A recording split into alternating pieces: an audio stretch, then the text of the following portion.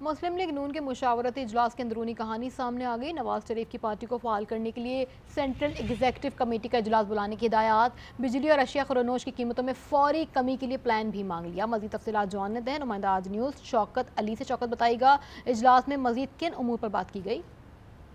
जी, आज मुस्लिम लीग नून के जो सदर हैं उनकी नवाज शरीफ उनके जेर सदारत अहम इजलास था, मशावरती इजलास। और इस मशावरती इजलास में बहुत ज़्यादा इकदाम किए गए आवाम को रिलीफ देने के लिए। जो सूरत सामने आई है उसमें ये कहा गया कि फौरी तौर पर जो बिजली के बिल हैं उनको कम करने के लिए लाइमल तैयार किया जाए। और ये हमारे ज़ाहिर इंकशाफ कर रहे हैं कि ये कहा जा रहा है कि 10 से लेकर और 20% जो बिजली के बिल हैं उनको कम करने के लिए लाइमल तैयार किया गया है।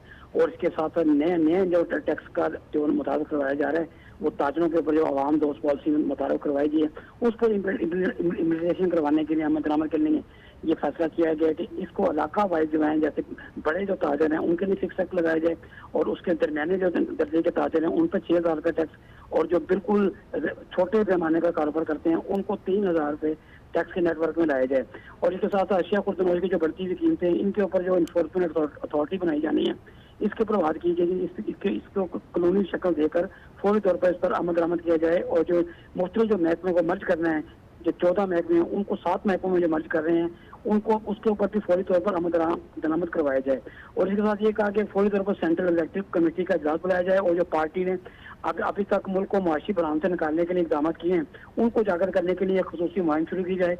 और IPPs के साथ जो मुआहदे हैं उनको रीशेड्यूल किया जाए और अवामी रिलीफ देने के लिए जो इकदाम हो सकते हैं फौरी तौर पर किए जाएँ। वफाक और पंजाब की कारकर्दगी का भी जायजा लिया गया। और जो राशिद महमूद लंगड़ियाल हैं जो FDR के चेयरमैन नए तैनातों में, उन्होंने मुकम्मल तौर पर ब्रीफिंग दी और ये कहा गया है कि टैक्स कार को बढ़ाने के लिए इकदाम किए जा रहे हैं। वफाकी वज़ीर एहसन इकबाल ने बताया कि जो एक्सपोर्ट बढ़ाने के लिए 31 अरब जो डॉलर की एक्सपोर्ट है उसको 100 अरब डॉलर तक ले जाने के लिए हम इकदाम कर रहे हैं।